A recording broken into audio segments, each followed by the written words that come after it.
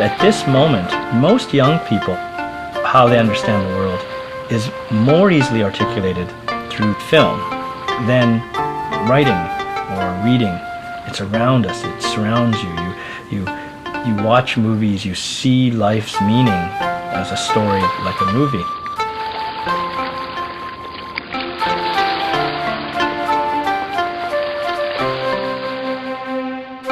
One of the unique things about Taiwan is you do have a relatively affluent population that is crazy about cinema. Taiwan is pretty well represented on the film festival circuit. Obviously the most prominent director from Taiwan is Ang Lee, who makes films that can't exactly be classified as being about Taiwanese identity. Partly because of Ang Lee and Hou Hsiao-hsien and Edward Young, Taiwanese film is definitely on the international map. 4 years ago, a small group of students at the University of British Columbia sought to use the medium of film to bring a little part of Taiwan to Vancouver. Between the 6th and 8th of April in 2007, the first annual Taiwanese Film Festival was held at UBC's Norm Theatre.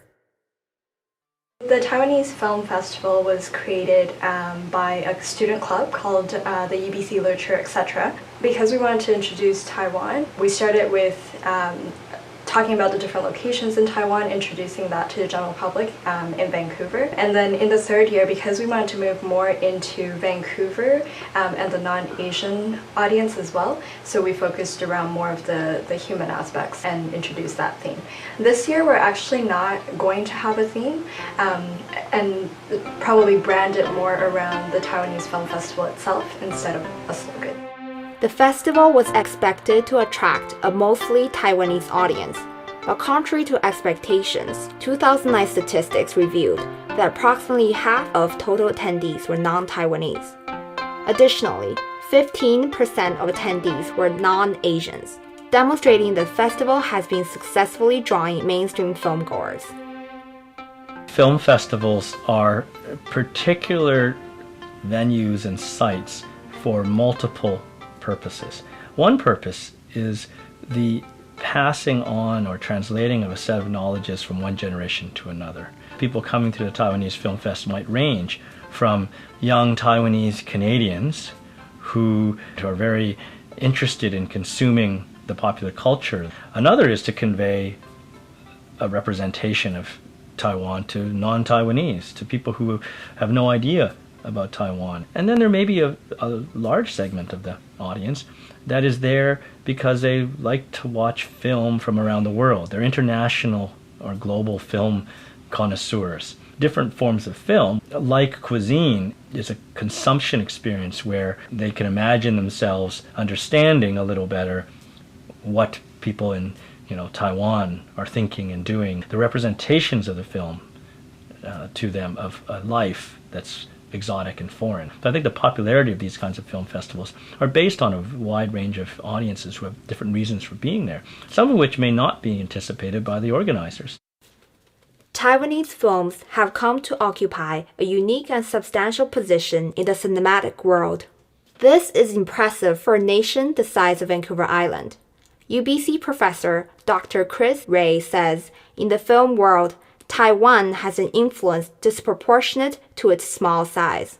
台湾电影有一个很特别的地方，就是当然台湾电影你会想一定会在台湾拍，所以 there's always ocean and in the film. Taiwan's films are unique, partly because of Taiwan's unique kind of geopolitical status within Asia.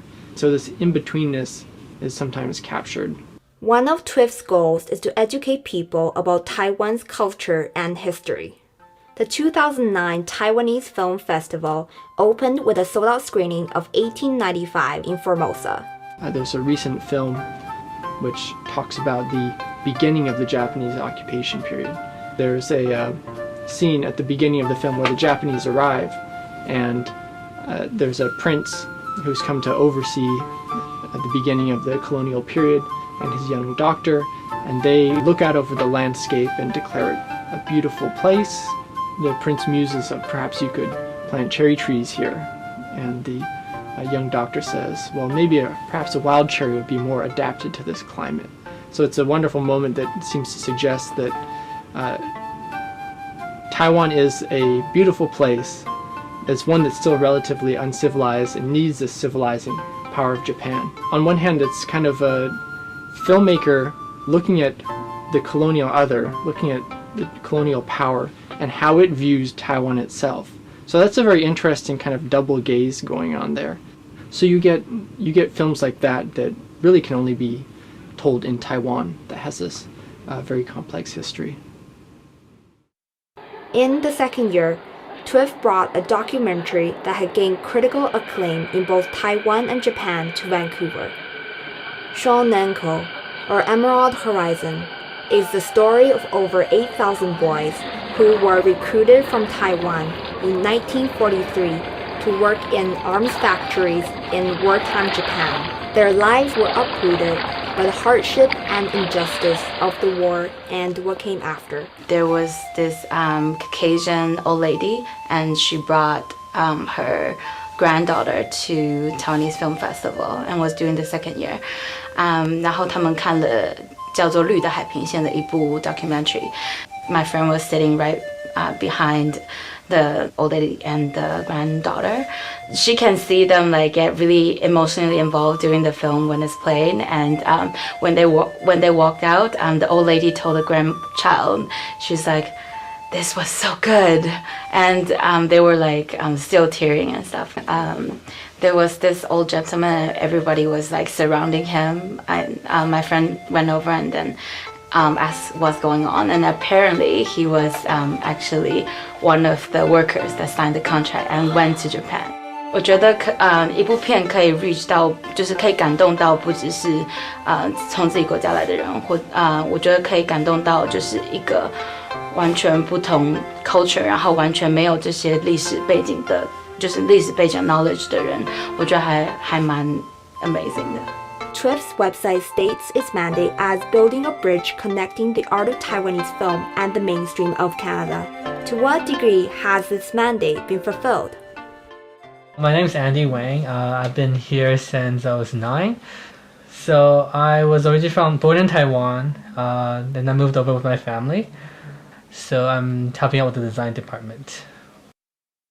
我的名字是 David， 然后我已经来加拿大来了12年了，然后我一开始来是去东部读书这样子，然后现在在 UBC 念4年级，读那个艺术历史系。